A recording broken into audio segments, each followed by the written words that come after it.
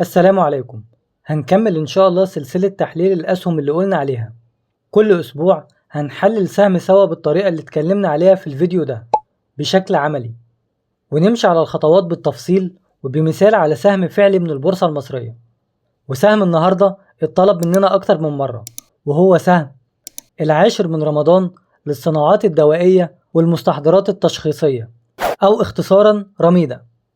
وطريقتنا في التحليل إننا بنتعرف على الشركة ونشاطها الأساسي ومصدر إيراداتها والعوامل المؤثرة فيها، وبعد كده التحليل المالي ونكون رأي عن الشركة، وندخل على التحليل الفني بطريقتنا بما يشمل الأخبار والأحداث الجوهرية اللي أثرت على السهم.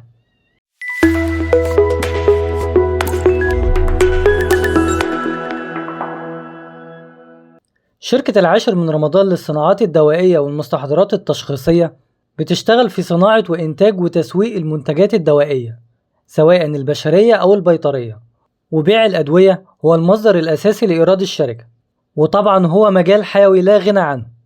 ورميدة من أسرع شركات الأدوية نموا في مصر، وآخر توسع لها كان تأسيس شركة لمستحضرات التجميل تابعة اسمها جلو.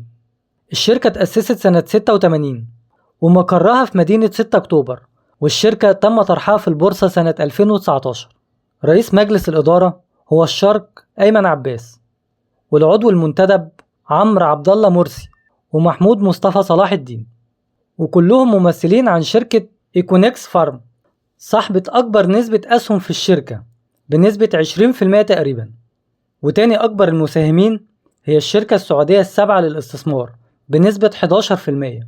بعد كده إيكويتي قابضة للاستثمار بنسبة 10%، ودي شركة قابضة تابعة لدولة الكويت وليها استثمارات كتيرة في مصر. رابع أكبر المساهمين هو بنك بلوم للاستثمار بنسبة 6.5%. هنلاحظ هنا إن أكبر حصص لرأس المال هي لمؤسسات، وده مؤشر كويس. الشركات والمؤسسات الكبيرة بتدرس الدنيا كويس جدا ومش بترمي فلوسها وخلاص. وهنلاحظ برضو إن النسبة الأكبر من الشركة وعدد الأسهم الأكبر في إيد الأفراد.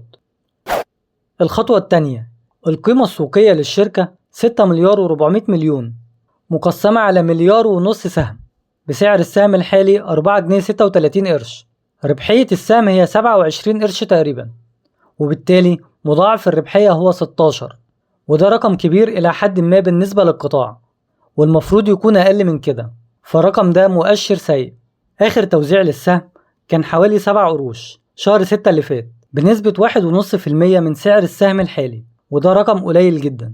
بالنسبة للتحليل المالي وبالنظر للقوائم المالية، قائمة الدخل هنلاحظ إيرادات الشركة ومجمل الربح بتزيد كل سنة عن التانية، وصافي الربح برضو بخلاف سنة 2023 كانت نفس رقم السنة اللي قبلها تقريبا اللي هو 245 مليون. وربح الشركة آخر سنة 2024 زاد بنسبة 60% تقريبا عن السنة اللي قبلها، وصل ل 387 مليون.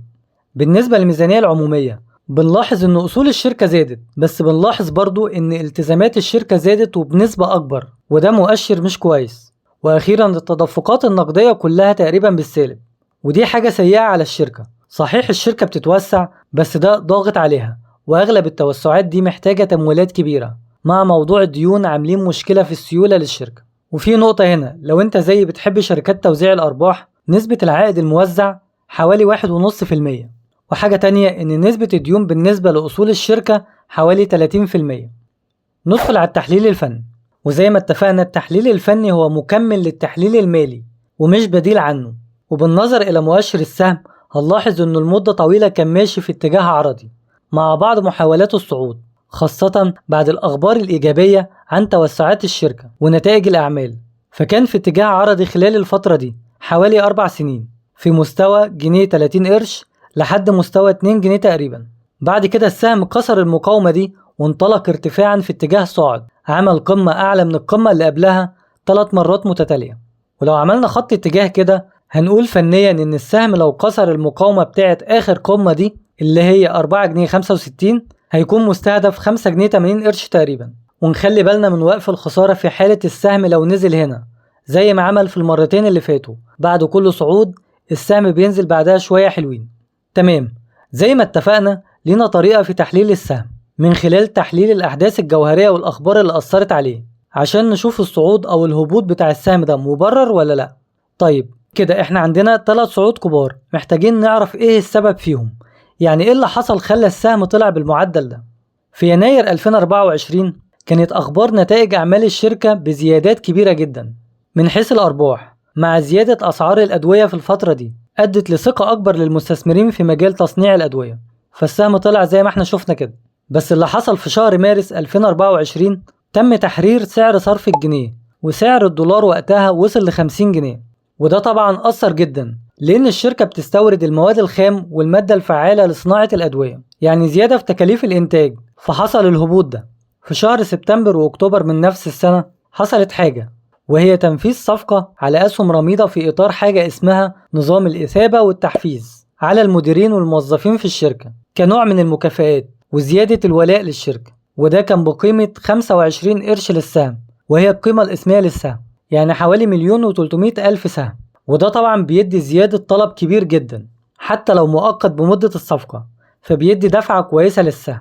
وكان من توسعات الشركة خبر مهم، وهو شرائها المنتج أو لاسم منتج لعلاج مرض السكر ليه اسم وشهرة في سوق الدواء، وده طبعا هيزود الربح. شهر فبراير اللي فات حصلت حاجة مهمة جدا، تم إدراج سهم رميضة من ضمن مؤشر البورصة الرئيسي، مؤشر EGX 30 اللي بيضم أكبر 30 شركة مدرجة في البورصة، وبناء عليه تم ضخ سيولة كبيرة ورفع الطلب على السهم، بالإضافة لإشاعة عرض استحواذ شركة جالاكسو البريطانية للأدوية، بس شركة رميضة نفت الكلام ده. وأخيرا بالنسبة للتوصية أو رأيي الشخصي، يمكن ناس هتختلف معايا، بس أنا شايف إن على الرغم من إن الشركة ضعفت إيراداتها وأرباحها السنة دي، إلا إن ده انعكس على سعر السهم اللي اتضاعف برضه، فيظل سعر السهم حاليا غير مغري للشراء، ويمكن تكون فيه فرصة أفضل لسهم تاني. ويمكن لأني دايما بكون متحيز للشركات اللي بتوزع أرباح كويس، بالإضافة طبعا لنقطة الديون. الحالة الوحيدة إن أقولك اشتري إن الشركة تقدر تضاعف رقمها برضه السنة اللي جاية، وبكده نقدر نقول إنها هتكون فرصة. وفي الحالة دي بس محتاج منك تشتري السهم وتنساه وتبص عليه كمان سنة من دلوقتي، وطبعا قرار الشراء والبيع ده قرارك الشخصي. وفي نصايح بكررها دايما بس لازم أأكد عليها، اعمل حسابك إنك بتستثمر استثمار طويل الأجل، بلاش مضاربة، صدقني كده أكسب لك.